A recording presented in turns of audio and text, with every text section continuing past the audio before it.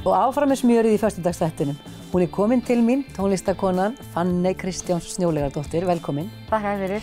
En nú ætlum við að tala stuttmynd. Eða er hún ekkert stutt? Jú, hún er stutt. Já. Ég er búin að, tilgangur hennar að vera 20 mínútur. Og það kallast stuttmynd. Það kallast stuttmynd. Og segðu okkur aðeins frá. Þó að ég gæti nú alveg búið til klukkutíma mynd, þá tilgangur myndarinnar fyrst og fremst að vera á byggðasafninu á Grenjaðarstað, þaðan sem hún elsku frú Elísabet mín er frá. Og þá náttúrulega þá er ekki gott að hún sé lengri. Þú ert ekki að fara að setjast niður og horfa í klukkutíma. Nei, ekki að koma í bíó kannski, þeir eru oft að kíkja inn í Grenjaðarstaði. Og frú Elísabet, það er kona sem á hug þinn allan núna. Já, og búin að gera alveg síðustu 3 ár. Ég áttaði mig á því að hún yrði 150 ára þegar ég byrjaði að grúska í efnin hennar fyrir 3 árum. Og svona eitthvað, kannski þetta er stóramæli og kannski, ég ætla alltaf að halda tónleika allavega með henni. Svo komst ég alltaf dýpra og dýpra ofan í efnið og áttaði mig á hversu fjölþættur karakter hún var og hversu ofboðslega miklu máli hún skipti fyrir samfélagið á svæðinu. Og öll kvenréttindabaráttan sem hún var í og þú veist, baráttan fyrir því að fá Laugaskóla. Það var ekkert eitthvað Jónas og Hriflu sem hringdi eitt símtal, sko. Það var kvenfélagið sem búið að vera að halda, að því ég fór að lesa skýrslu kvenfélagsins, eða þú veist, fundargerð kvenfélagsins. Og það var bara alltaf skólamálið rætt, þú veist, alveg. Þannig að það voru kvenfélagskonur og hún kannski þar í fararbróti sem börðist fyrir Laugaskóla. Já. En hún er kannski frægust fyrir hvað, að vera tónskáld? Nei, hún er sko frægust fyrir það að hafa skoðið hjá Langavan Stannels. Í alvöru. Og það svona, alveg, sko, hvatti mig mjög áfram í að gera henni almennileg skil af því að hún á það svo sannarlega ekki skilið að vera, þú veist, hún er tónskáld, hún er organisti, hún stjórnaði söngkópum þarna, hún var í samstarfi með Lissi og Lissi Þórinsson sem var þarna á svæðinu, hún er bara söngkona frá Skotlandi og Hulda skaldskona sem samdi Hver á sér fegurra föðurland, hún var í samstarfi við. Þær voru í svona En hvað segir, hún er frægust fyrir að hafa sofið hjá einhverjum? Já. Hverjum þá? Ég ætla ekki að segja það. Nei. Það kemur fram í myndinni kannski? Já, það kemur fram í myndinni, en það er til sko ismus, það er til inni á ismus, það er alveg það, við erum alveg komið þangað í sögunum, skilur við.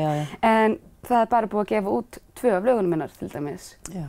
Þar ert þú búin líka, eða ekki, vinna svolítið? Jú, og við sem sagt tókum upp lögin og settum þau á Spotify á 150 ára afmælisdaginn hennar, sem var 1. janúar, alveg hræðilegur dagur til þess að gera eitthvað, en þú veist. Já, þetta er komið út. Þetta er komið út og við erum að sjálfsögðu að nota lögin í myndinni. Já. Og hvar stendur myndin? Er hún bara í eftirvinnslu eða í tökum eða? Já, sko við erum að taka síðustu 30 sekúndurnar erum við að taka á föstudaginn og þá erum við að fara upp í Halldórsstaði í Laxárdal og erum einmitt að gera þennan fund á milli þeirra. Eða svona að þær eru að hittast þess að Lissi og Hulda og Elísabet. Og eru þá með þær í fötum tímabilsins, allt svona bara periódunni og... Já, og það er svo yndislegt að þau, afkomendur Lissíar, eru búin að halda við hennar herbergi og rauninni hennar íbúð bara alveg eins og hún var. Og það segir líka bara meira heldur en mörg orð hvað Lissi var mikilvæg fyrir þau. Og bara, þú veist, orgelið hennar er þarna og bara myndirnar hennar og og bara litirnir, þau eru búin að gera litina líka eins á veggjum. Hvað ár erum við að tala? Hvaða tímabil er þetta? Þetta er upp úr 1900. Elísabet er fædd 1869, flytur hingað norður frá Eyrarbakka þegar hún er tvítugt, þá búin að missa manninn sinn, nei, hún er búin að missa pappa sinn og nýgift manninum sínum, sem sagt, og þau flytja saman til Húsavíkur, svo flytja þau í Helgastæði og þá byrjar svona erfitt tímabili þeirra lífi. Bærinn brennur og það er náttúrulega engin almannatryggingar og eitthvað. Þau þurfa að byrja bara frá núlli og þá byrjar svona greinilega þetta ástarsamband milli hennar og þessa manns. Og svo fá þau miklu betra brauð, eins og það er kallað. Hann var prestur?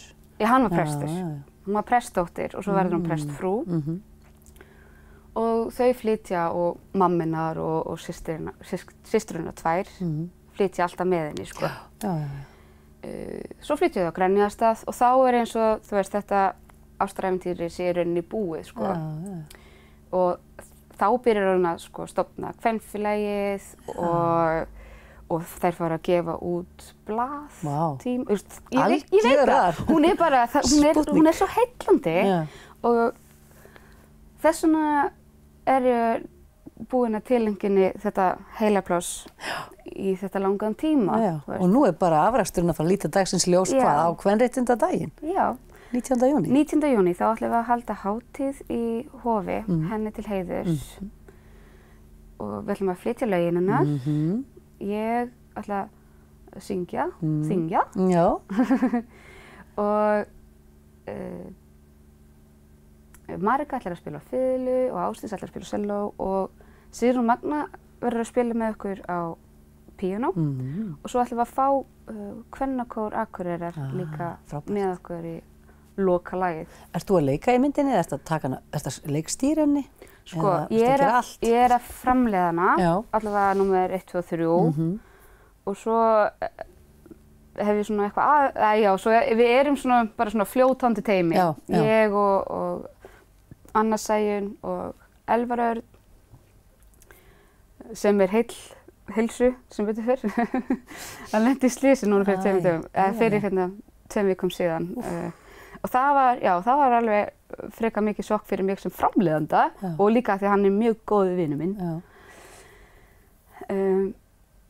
En hann er að jafna sig, þannig að þú veist, hann getur klára myndina með okkur.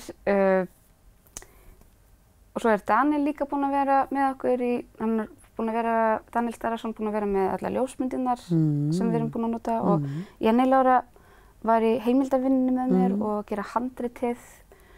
Þú veist, þannig að við erum öll svona einhvern veginn svona kúla, þú veist, og hún er líka að leika. Við verðum í lokin að segja frá söfninni á Karolínarfund, því að það er nú aldeilis hægt að taka þátt í þessu ævintýri með ykkur, styrkja ykkur. Eða kaupa sér fyrirfram miða á sýninguna, hvað er það sem er í boði? Sko, það er hægt að kaupa frátekið sæti á sýninguna, því að hún er sýnd í Hömrum, það er náttúrulega ekkert... Nei, ekkert sætanúmer. Já, það er ekkert sætanúmer þar. Og svo er hægt að fá nafnið sitt á þakkarlista. Og svo er hægt að gerast meðframleiðandi í myndinni. Og þetta er hann á Karolínarfund og þetta heitir Frú Elísabet, verkefnið? Já, það heitir. Og hvað er margir dagar til stefnu? Það er vika. Vika í dag og það verður það aðeins styttra þegar þátturinn fyrir lofti. Þannig það er að gera, snara sér þarna inn og taka þátt. Þetta gerist alltaf á síðustu dögunum, trúðu mér. Já, ég er samt alveg með svona ró yfir þessu. Af því að, þetta eru bara peningar.